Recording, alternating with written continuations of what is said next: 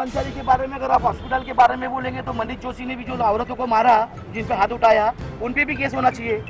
देखो कालसेकर के बारे में बोलने तो मुझे इतना डरता है, कालसेकर हो, एनसीपी का कालसेकर हो, और कालसेकर के बारे में इसके लिए डरने लग रहा है मेरे को कि अगर मैं भी बोलूंगा तो मैं भी राजू अंसारी की तरह अंदर चले जाऊँ। पहले ही पत्रकार में मेरा इंटरव्यू था, उस टाइम पे मैंने पहले ही बोल चुका था कि टोरंटो आना ही है। चैलेंज किया था मैंने कि एनसीपी कितना भी आंदोलन कर लेना, वो सेटअप है, टोरंटो आना है और टोरंटो जाएंगी भी नहीं। गनी भाई, जिस तरह से अभी मुमरा में मसला चल रहा है ये कालसेकर हॉस्पिटल का, और कई हॉस्पिटलों के खिलाफ लोगों की शिकायत है कि मनमानी कर रहे हैं, और जिस तरह से अभी राजू अंसारी पे केस हुआ कल के, उन्होंने धमकी दी, इस बारे में क्या कहेंगे आप?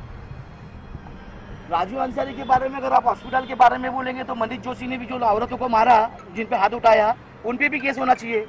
उन पे केस क्यों नहीं हुई? लेकिन और जो रहा हॉस्पिटल का मसला, तो मीडियम के माध्यम से मैं बोलने जा रहा हूँ कि आवाज साहब ने जब बोल दिए कि भाई छोटे क्लिनिक वाले सिर्फ दवाई देके भगा देते, तो दवाई देके तो भगा देते, जो गरीब लोग हैं जो 30 रुपये देके दवाई लेने वाले, वो कहाँ जाएंगे?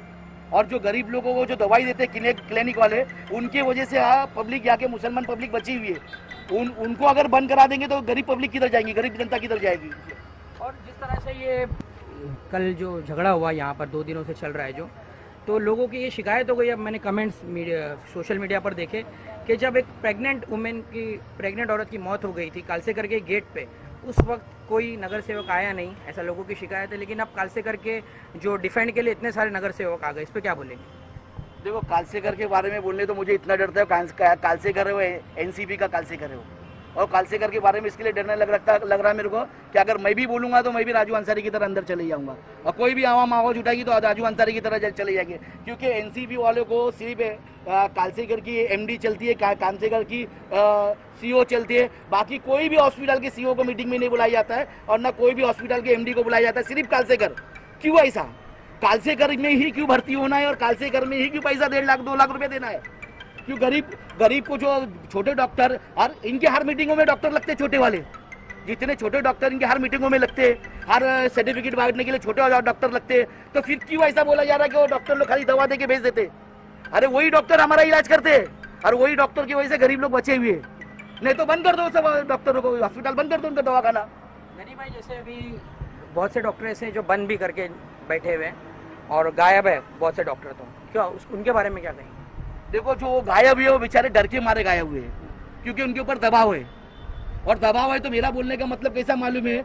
एनसीपी से जो जितेंद्र आवाड साहब ने जो बोला था कि भाइयों बहनों, बोले मुमरा वासियों आप डरिए नहीं, अगर हॉस्पिटल अगर कार्रवाई नहीं करेगा तो मैं हॉस्पिटल के खिलाफ कार्रवाई करूंगा। आवाड साहब मोदी जी की तरह बोलते, बड़े प्यारे बोलते, और आवाड साहब जब भी बोलते तो आपको मालूम है कि मुमरा की आवाम पहचान गई है, समझ गई कि आप कुछ बोलेंगे तो मोदी की तरह कुछ नया बोलेंगे।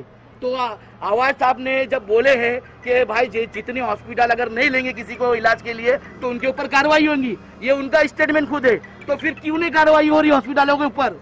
इसका मतलब क्या? नहीं भाई, अभी बहुत से, यानी कि मुमरा में अभी ऐसा शमीम खान साहब का दावा है कि अपोजिशन तो है ही नहीं, जबकि महाराष्ट्र में आपकी सरकार है शिवसेना की, और यहाँ के एमपी भी शिवसेना के हैं।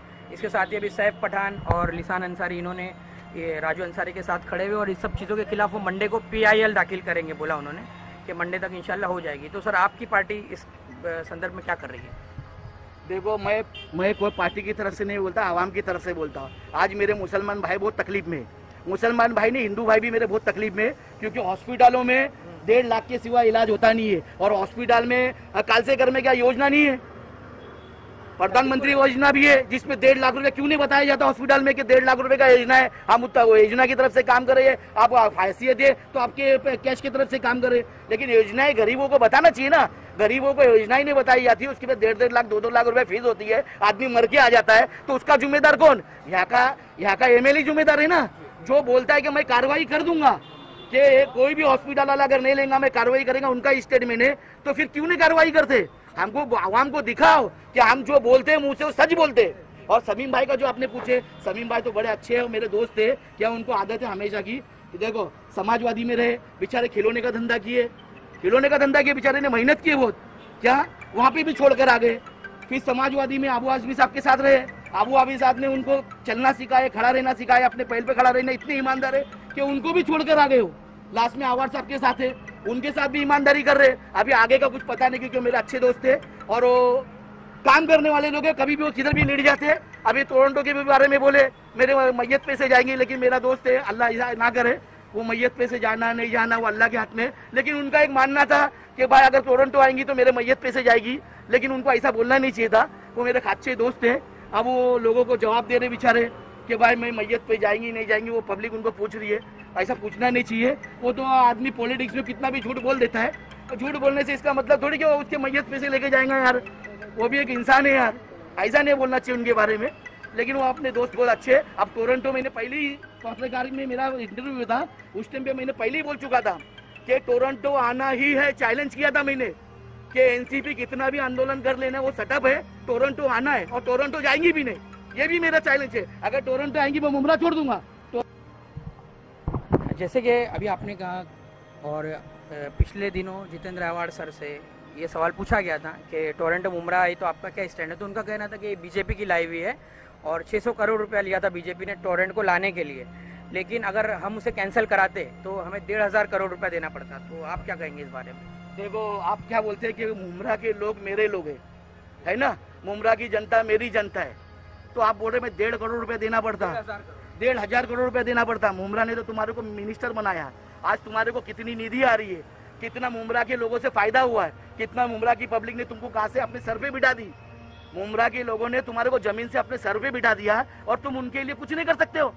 और मुमरा में आपने 4 दिन सिर्फ खाना दिया और मुमरा के लोगों को आपने बोले थे कि भाई मुमरा के लोगों भाइयों, मोदी जैसी बात बता रहा हूं मैं आपको, जैसे मोदी हो भाइयों बहनों आप टेंशन मत लेना, मैंने ये दिया कि नहीं दिया, मैंने वो दिया कि नहीं दिया। वैसे आवार साहब के जुमले खाली आवार साहब ने बोले कि आप मुमरा वाले आप डरो मत, कोई भूखा नहीं सोएगा। अरे भूखा तो हमको अल्लाह ने कभी नहीं सुलाया और अल्लाह ही हमको भूखा, हर मखलूआत को, छोटी सी चींटियां थी ना उसको भी अल्लाह भूखा उठाता है, लेकिन भूखा सुलाता नहीं कभी, हर एक को खाना खिलाता है। और आज भी खा रहे लोग, अवार्ड साहब के भरोसे पे कोई नहीं खा रहा है क्या? 4 दिन खाना, 4 दिन चला, उसके बाद में कोई खाना नहीं चला। भाई खाली जुमले हम मोदी साहब की तरह अवार्ड साहब से हम विनती करते हैं कि मुमरा वाले को खाली जुमला मत दो, मुमरा वाले के लिए काम करो। मुमरा वाले ने आपको सर पे बिठाए, इसके लिए मुमरा वालों के साथ अच्छा ही दिखाओ थोड़ा और। भाई यही रुकी से